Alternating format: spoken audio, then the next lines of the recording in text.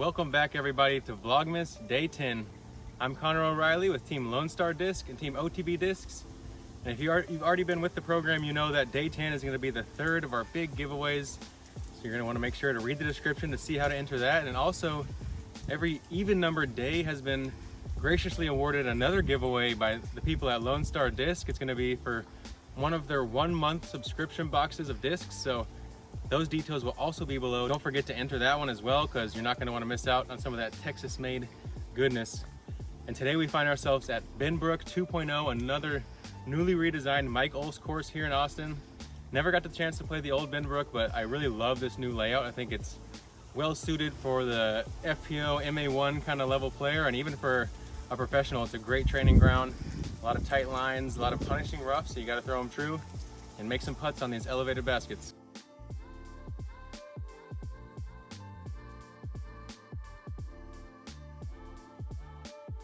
Hole 1 at the newly redesigned Benbrook is a reachable par 4. You've got a triple mandatory off the tee, keeping you in check, not allowing you to throw anything you want. Out of bounds line on the right, and just a natural rough line on the left to avoid. If you have the distance, you can kind of hang it out over this right side. Try to get a little bit lucky on that last gap and give yourself a long look. If not, playing a straight shot will give you another straight shot into the green. I'm gonna go Warbird. Force some turn out of the hand.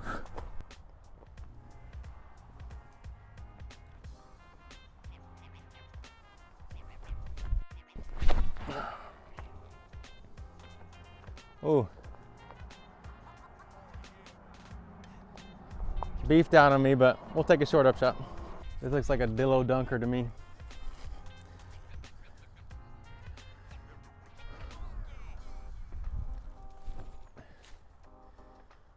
Drop.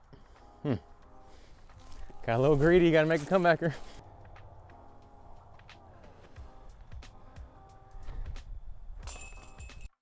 Woo. A little bit left, but I don't know how many times I'm going to say it. This V2 plastic grips the chains incredibly well. And I'm loving the blue bonnet. Just fits my hand so good. Dependable finish. Good footwork, camera lady. Hole 2 is a par 3, 282 feet. Once again, that natural rough line on the left. This time there's water just beyond it to avoid. Out of bounds line to the right with these flags. And the basket has a little elevated tower that's sitting on, giving it an extra 3 feet or so of height. I'm going horny toed, fan grip, wind from the back, so should help slow it down.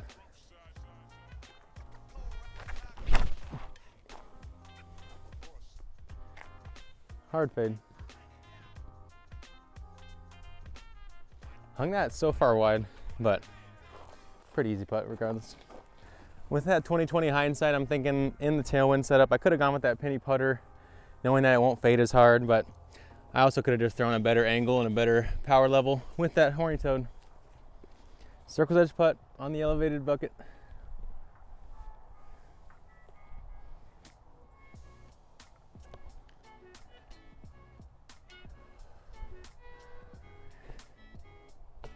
Oh. You gotta want it. I have had the chance to get up here and play this new Benbrook layout 2 times so far, and I'm really enjoying it. Never had the chance to play the old track, so I don't have the ability to compare it to that, so I'm just talking about the new Benbrook 2.0. Hole 3 is going to offer one of the shortest looks on the course, just around 250 feet. This one's essentially dead straight, though it is a framed up line. There's a row of trees on the left, kind of keeping you honest, and some thick rough on the right to avoid. Take your favorite putter, try to put it close. I'm gonna go with the penny. Really been enjoying this disc. This one's in the alpha plastic, nice and stiff, but still has good grip in the hand.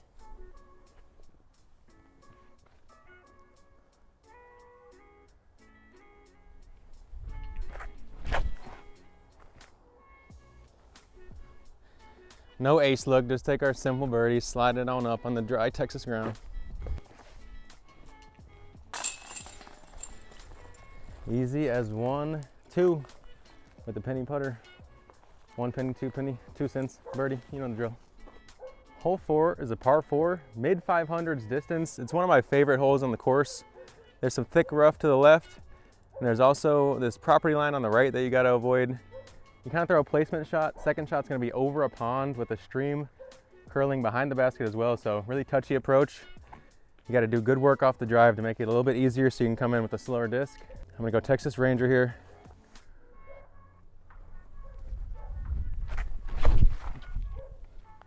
Ooh, heavy on the turn. Do y'all know what those flags are over there? Is that? All right, found the OB off the tee here. Going Chupacabra forehand in.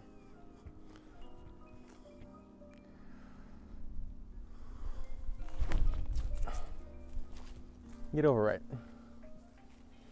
There we go. Long putt. Got lucky on the bank here. Stayed in bounds. Long look. Pretty guarded.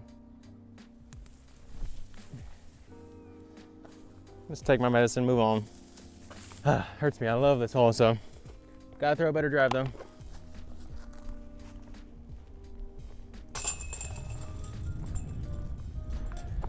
We gave away a birdie. Said. Hole 5 is a 609-foot par 4. This one dog legs pretty sharply to the left here after the drive, or at the end of your drive if you have bigger power, and then it snakes tuck back to the right at the end. Really like this hole. Well done. Left side out of bounds throughout. Right side is just going to offer that thick rough line in between you and the creek. I'm going to go Seguin off the tee. Alpha plastic, nice and stiff. Should give me some skip at the end. And there's no guesswork, hard and flat here.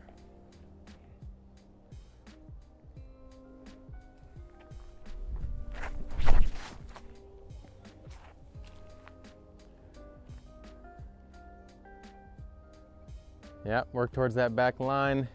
Got some skip over. I'd like to be ideally a slightly further left or shorter off the tee to open up that line coming in, but either way, we're in a birdie position. Tuck slightly right, but this is very birdieable. About 200 feet in. I'm gonna go to the walker, and I'm gonna play with some height. Try to just spike it down.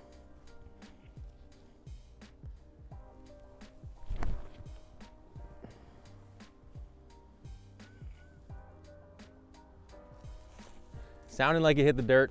Should be in a good spot.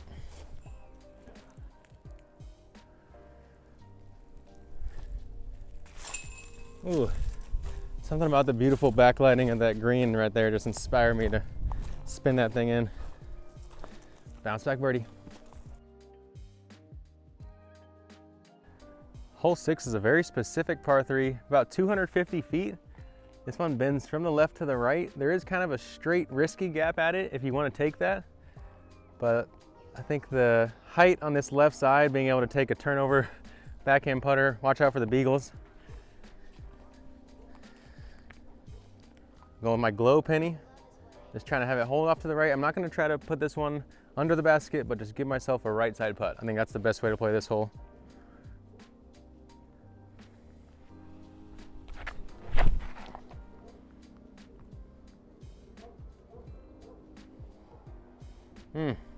Needed just a hair more turn there, but it was close. Don't have quite the width to swing my putt, so gonna have to go for the Dillo forehand, try to throw it in.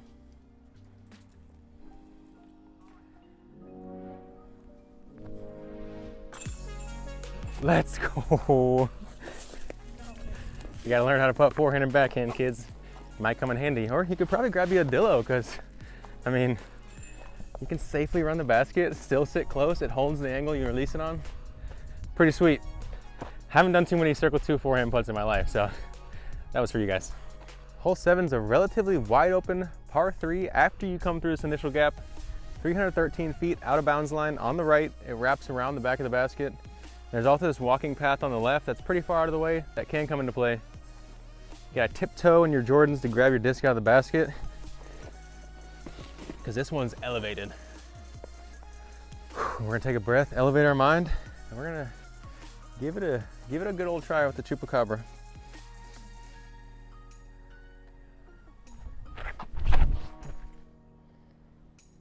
That thing is so beefy. Jump up. Oh, hit the little ramp next to the basket. I probably should have came in with a slower disc, but I tried it.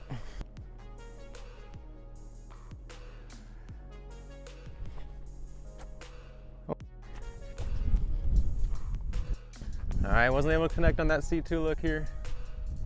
Left to right wind on the comeback. and a pesky tree.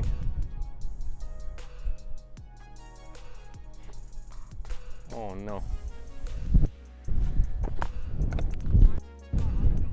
Yeah, I will.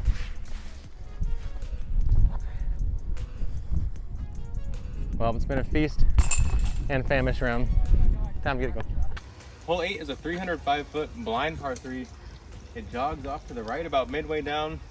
If you have the high power forehand, this hole gets a lot easier. If you have to go up the gap, I do not envy you. All right, going stable warbird, nice and high.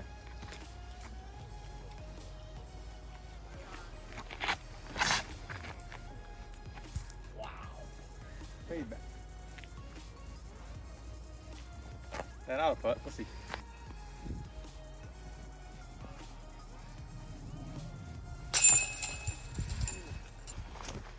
Another bounce back birdie. Let's go. Our final hole of the front 9 is going to be a 250 footer. Pretty straight, a little bit tucked off to the right. You have this thick bush line on the right to kind of contend with, and then a couple trees along in the basket if you do juice it. Mandatory here, forcing your left so you can't take a big high shot over the top. I like the horny toad on forehand.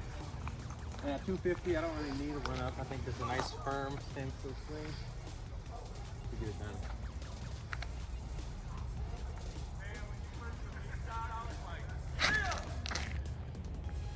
Get down. Oh yeah. Great line, a little bit more height, a little bit more juice. Might lick them chains up.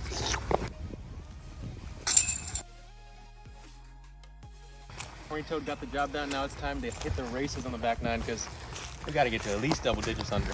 Hole 10's not the longest par 4, 504 feet, tucked off to the right about halfway down. Got a mandatory to the on the left side here, keeping you in, making you play the straight shot. Definitely a big forehand available as well as any kind of turning backhand. I'm gonna rip on the forehand here. See if we can get it kind of close.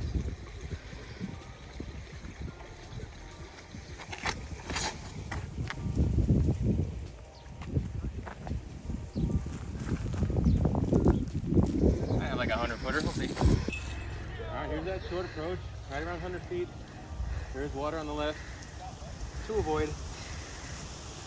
There we go. Make another armadillo dunk shot.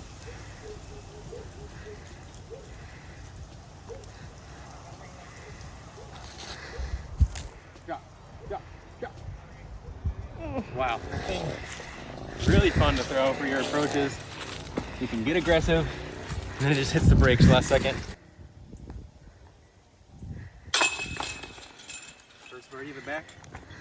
Why not blew it out here at Benbrook? Let's do it.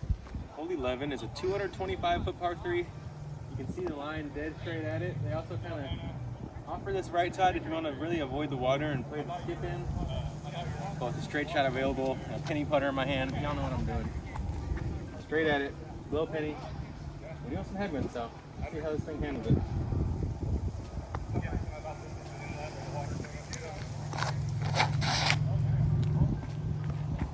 Handles it extremely well. Hit the tree. Oh no! Juiced it a little bit long. It was a good line.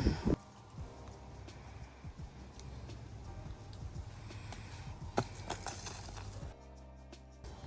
guess that's what I get for ace running it. Not having the proper speed control. Wasn't really left as great window. I had it, but I needed to get to a knee, and there's so many vines in this course in the rough that it wasn't really worth it. So, hole 12 is a pretty narrow par 4. That is, if you can't take it to the skies over the top. A little over 500 feet. This one's pretty much dead straight, tucked just to the right at the end. I like going over the top here, playing something stable, letting it come back. I'm gonna go warbird. We do have pretty solid headwind here, so I'm gonna take a rip.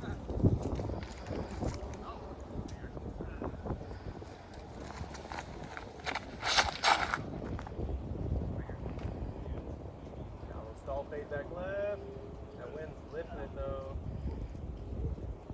Okay. I'm gonna be on the left side, but I hope I'm shallow enough in the rough to have that forehand out. Pitch up for birdie. Alright, tucked off left. I do have a bit of a window if I lean out. Just gotta make sure not to hit the hand on any pokey vines.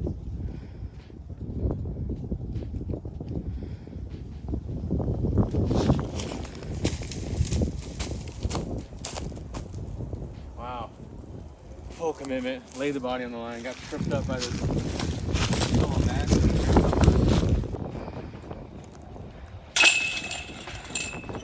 Probably one of the harder birdies to get here, so it feels good every time on hole 12.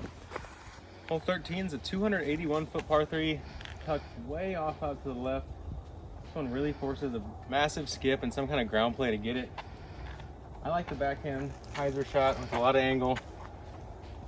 Try to get out as far as you can before you got to use your ground play. Chupacabra here. Actually a pretty perfect disc for a shot like this. Give me the biggest skip you've ever created. Times 3. A little closer than expected. I was thinking they're shooting at 60 feet, not 30. Take a look on this one all day. Right to left, you can look here.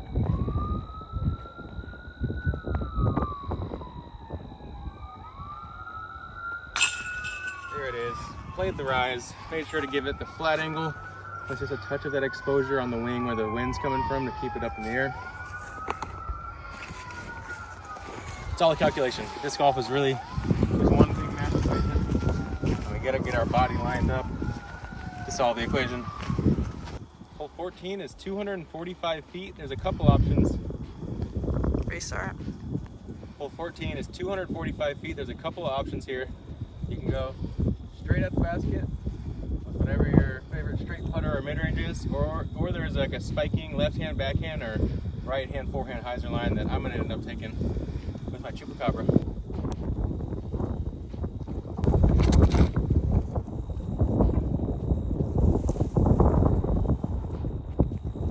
You see the vertical fade of that disc. Be down close, and for a bonus, we're going straight at it, penny putter.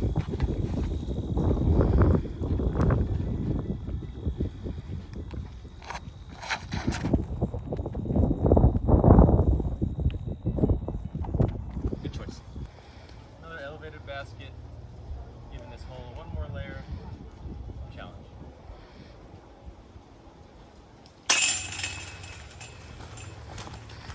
And there's 3 birdies? 3 birdies in a row. Let's go. 15 is another one of my favorites out here. 650-foot par 4. Thick rough line on the left. Flag line with the long cut of out of bounds on the right. We have a right to left kind of headwind right now, which is really the perfect wind to trust this thing out wide over the OB and let it come bombing back in. Going Warbird.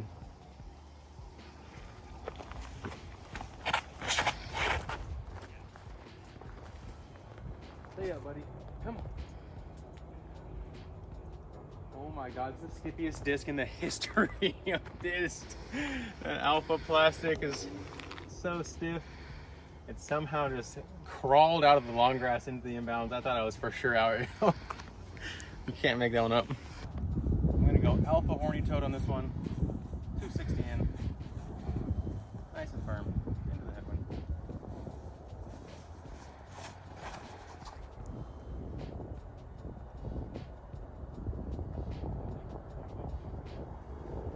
That'll do, donkey.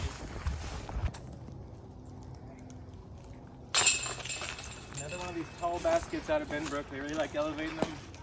And I think on a course that's relatively straightforward, it's not a bad thing to mix up a little bit. I know people have mixed reviews about the raised baskets, but I don't mind them in moderation. Hole 16 is 319 feet. Rather narrow lane. You gotta avoid this mandatory fly to the left of it. And the basket's perched on a little pyramid setting there. So another elevated one. Rather dead straight, low ceiling. It's a pretty hole. I really enjoy this one. Going Artemis power grip. I'm trying to get on that horse.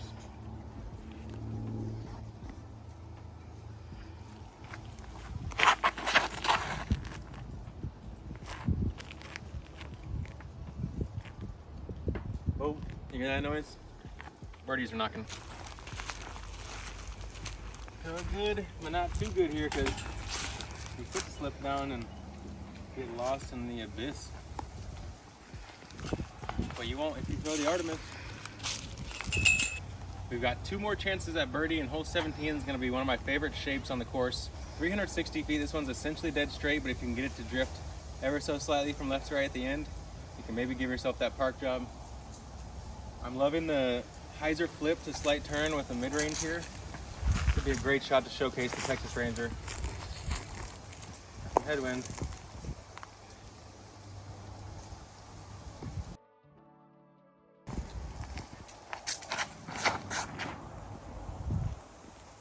Stay up, buddy. Oh, a little early turn, but you could see it kind of fighting back to flat throughout the flight. I believe we're circle one's edge or so. Healthy headwind here.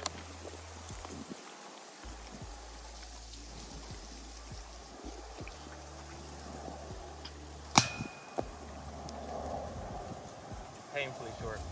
Oh. So much short. Come on.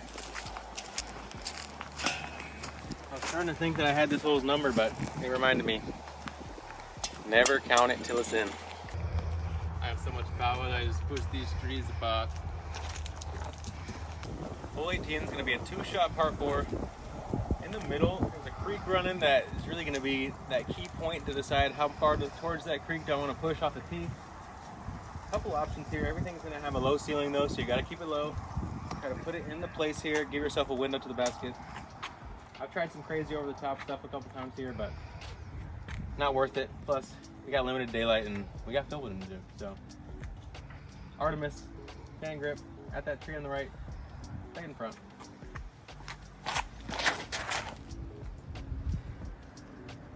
That's it. Good doggy. I'm gonna try to go putter here, or approach here. Artemis, pointy-toed forehand coming in. Can it handle it? And can I get it done? Let's see.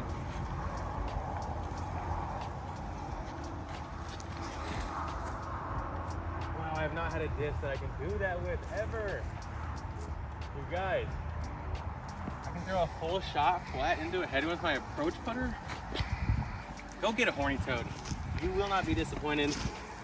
It's truly one of the most trusty, and like just has so much utility. It has so much use. I don't have words because you don't need words. You just need the disc. Go get it. If I'm in the shadow of the basket, does that mean I have like a 2.5 if I throw this? Let me know. Oh, one final birdie. I think that's gonna be at 11 or 12 down. A little rocky start, but we kind of shored things up on the back and got it going like I hoped to. There's a high wind day out here at Benbrook. Definitely made the course play more challenging than in days past when I've been here.